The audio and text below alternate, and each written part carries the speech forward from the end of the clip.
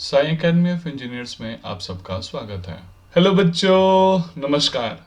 Power electronic series में आज lecture number 18 है और आज का हमारा टॉपिक है advantages and disadvantages of power BJT. बच्चों, आप सबने पावर बीजेटी के बारे में काफ़ी डिटेल में पढ़ लिया। बहुत सारे टॉपिक्स हमने पावर बीजेटी में कंप्लीट किए। आज हम लास्ट टॉपिक की बात कर रहे हैं और ये बहुत इंपॉर्टेंट टॉपिक है क्योंकि जब भी आप किसी डिवाइस को सेलेक्ट करते हैं तो कुछ पैरामीटर्स उसमें कंसीडर करते हैं और उन्हीं पैरामीटर्स को नॉर्मली हम उसके गुड कैरेक्टरिस्टिक्स यानी एडवांटेज और बैड कैरेक्टरिस्टिक्स यानी डिसएडवांटेजेस के बारे में समझते हैं। सबसे पहले हम बात करेंगे एडवांटेजेस की। एडवांटेजेस मीन्स खूबियां। पावर बीजेटी के बहुत सारी खूबियां आपने पढ़ ली हैं। आइए हम एक एक करके उसको कंक्लूड एंड समराइज करते हैं। सबसे पहली जो क्वालिटी है वो है हाई करंट कैपेसिटी। अब सब जानते हैं, हम बात ही कर रहे हैं पावर बीजेटी।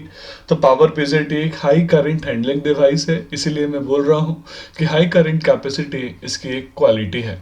सेकेंड क्वालिटी है बच्चों रग्ड कंस्ट्रक्शन। पावर बीजेटी का कंस्ट्रक्शन काफी रग्ड है। रग्ड मीन्स बहुत नॉर्मल कंडीशंस में ये डैमेज नहीं होता। थर्ड अगर एडवांटेज की बात करें वो है लो सैचुरेशन वोल्टेज।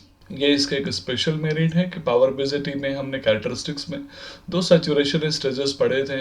एक था क्वासी सैचुरेशन, दूसरा था हार्ड सैचुरेशन। तो हमने देखा था सैचुरेशन मोड में जो वोल्टेज है, जो ड्रॉप है, वो काफ़ी लो है। बच्चों, हम बात करेंगे इफेक्टिव एम्पलीफिकेशन की। पावर बीजेटी एज एम्पलीफायर हम यूज करते हैं, तो इफेक्टिव एम्पलीफिकेशन इसका एक मेन कैरेक्टरिस्टिक्स में आता है और यही रीजन है कि पावर बीजेटी के बहुत सारे एप्लीकेशन, इंडस्ट्रियल एप्लीकेशन हम देखते और समझते हैं। बच्चों, हम अगली प्रॉपर्टी की बात करते हैं compatibility between high voltage applications. आप सब जानते हैं, नाम में हमने जब पावर बीजेटी रखा है तो स्वाभाविक है इसको हम high voltage, high current, high power rating के लिए यूज करेंगे। तो पावर बीजेटी की क्वालिटी है कि as compare to uncontrolled devices like diode, इसकी वोल्टेज कैपेसिटी अच्छी होती है, कंफर्टेबल होता है हाई वोल्टेज एप्लीकेशंस में। Robust thermal characteristics. जब हम पावर बीजेटी के थर्मल कैरेक्टरिस्टिक्स की बात करते हैं तो हम ऐसा पाते हैं कि उसका कैरेक्टरिस्टिक रोबस्ट है। अगला है बच्चों the gain bandwidth is large. आप सबने इसकी आईवी और वीआई कैरेक्टरिस्टिक्स भी देखी, plus different input and transfer characteristics देखा।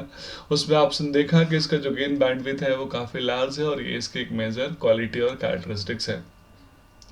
Is in parallelling. बच्चों, हम पहले भी डिस्कशन कर चुके हैं, किसी भी डिवाइस को पैरेलल हम तब कनेक्ट करते हैं जब हमें उसके करंट हैंडलिंग कैपेसिटी को बढ़ाना है, करंट डिमांड हैंडलिंग कैपेसिटी को मैच करना है। तो ये बीजेटी में संभव है कि हम बीजेटी को पैरेलल एप्लीकेशन में लगा सकते हैं, यानी बीजेटी का पैरेलल कनेक्शन कर सकते हैं और इसी रीजन से हम बोल सकते हैं कि बीजेटी के अंदर एक एडवांटेज है कि हम पैरेललिंग आसानी से कर लेते हैं। बच्चों, सबसे important low cost.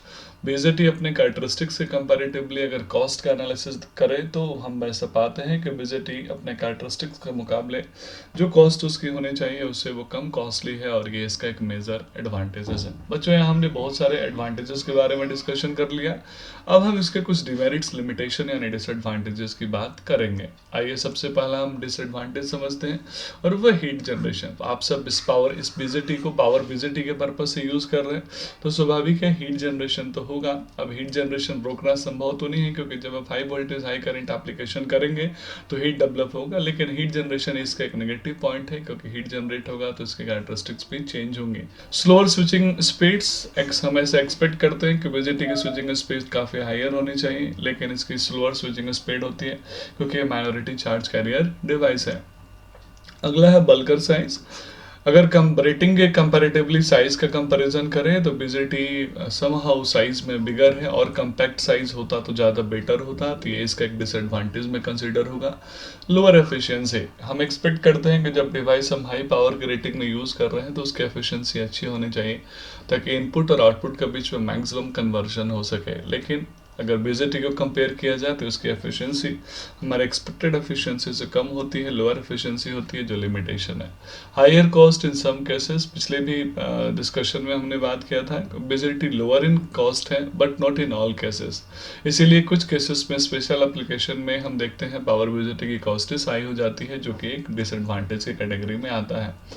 Complex thermal management. हम नॉर्मल जैसे other devices silicon control rectifier में हीट सिंक लगा के हीट को एब्जॉर्ब कर लेते हैं, वैसा बहुत इजी फिजिबिलिटी बीजेटी के अंदर नहीं होता, तो इसका थर्मल मैनेजमेंट, टेम्परेचर मैनेजमेंट करना थोड़ा सा कम्प्लेक्स है। ये तो इसके नेगेटिव पॉइंट यानी डिसएडवांटेज में आता है।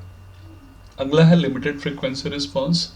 जो स्विचिंग स्पीड इसकी होनी चाहिए वो स्विचिंग स्पीड हम अचीव नहीं कर पाते क्योंकि इसके अंदर लिमिटेड फ्रीक्वेंसी रिस्पॉन्स होता है, तो ये इसके एक नेगेटिव पॉइंट में आती है। Lower power handling capacity as compare to other devices. बच्चों आज के टाइम में जो हमारे पावर डिमांड के रेटिंग है, उस पावर डिमांड के लिए जो पावर इलेक्ट्रॉनिक्स आई है, उस पावर इलेक्ट्रॉनिक्स में VZT एक अच्छा है पावर इलेक्ट्रॉनिक्स डिवाइस है, लेकिन इसकी पावर हैंडलिंग कैपेसिटी कम है, तो इसलिए हमें ऑल्टरनेटिव्स ढूंढने पड़े, अदर ऐसे डिवाइसेस ढूंढने पड़े जिनके अंदर VZT की जैसी कैरेक्टरिस्टिक्स तो नहीं है लेकिन पावर हैंडलिंग कैपेसिटी अच्छी है, लाइक IGBT।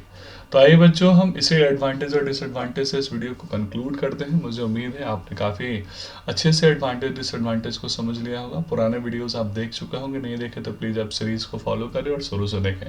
आपका कोई स्पेशल सुझाव है तो प्लीज़ आप कमेंट करें, मुझे व्हाट्सअप भी कर सकते हैं, मुझे मेल भी कर सकते हैं। आप सबके प्यार के लिए बहुत बहुत धन्यवाद। बस एक ही सपोर्ट की ज़रूरत है, वो है सब्सक्राइबर।